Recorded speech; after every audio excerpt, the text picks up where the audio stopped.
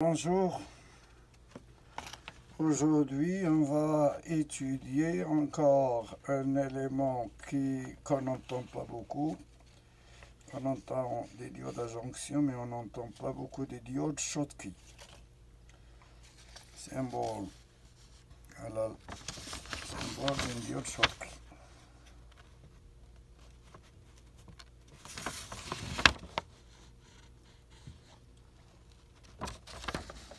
On la trouve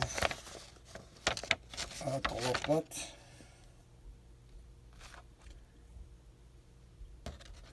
Voilà l'anode et l'anode et la cathode, comme la MBR 3045 PT.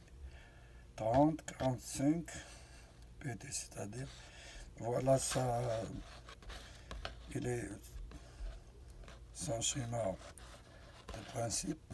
Il y a les deux diodes en opposition, il y a la cathode, l'anode et l'anode. C'est l'anode et l'anode. Si on met un ohmmètre ici, sur le calibre diode, quand on met le plus là et le moins là, il est passant. Et quand on met le plus là et le moins là, c'est-à-dire sur la cathode, il est passant.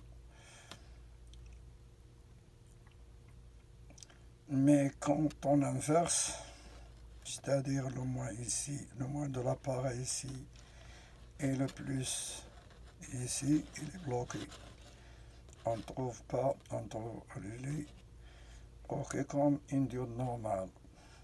Mais là, il a son rôle très important dans les circuits de commutation.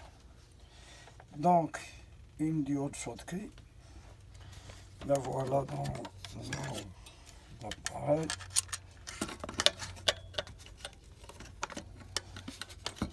Voilà la diode Schottky.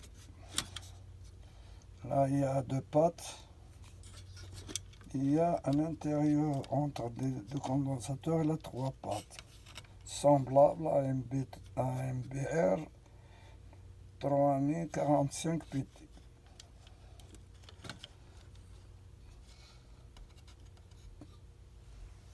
Alors, une diode Schottky, nommée d'après le physicien allemand Walter A. Schottky, est une diode qui a un seuil de tension très bas. Par exemple, les diodes à jonction, le seuil de tension, son seuil de tension est 0,7. Par contre, diode Schottky, c'est entre 0,15 et 0,45 volts. Donc, c'est-à-dire, il est très important.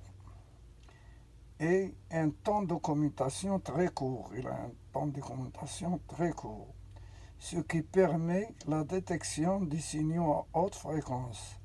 Par exemple, les diodes à jonction ne détectent pas les signaux à haute fréquence. On l'utilise pour la capacité à laisser passer des fortes intensités aussi, pour le redressement grande puissance, avec des pertes par effet Joule réduites, du fait de sa faible chute de tension et pour leur vitesse de commutation très rapide. Là, on utilise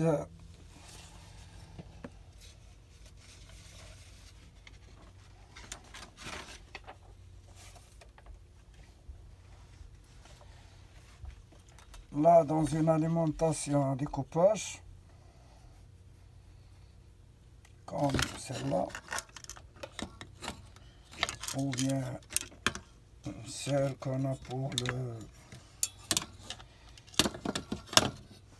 la TX, les diodes Schottky se trouvent là, dans cet radiateur.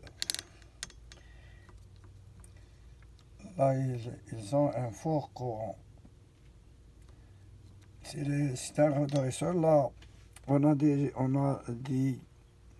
qu'on a un premier redressement C'est-à-dire quand la tension arrive dans ce circuit, il y a un premier redressement, un filtrage, et il y a un transistor de commutation, c'est-à-dire de découpage, et on attaque par les circuits de transfo de découpage les diodes Schottky pour redressement des signaux carrés, parce que le transfo de découpage nous donne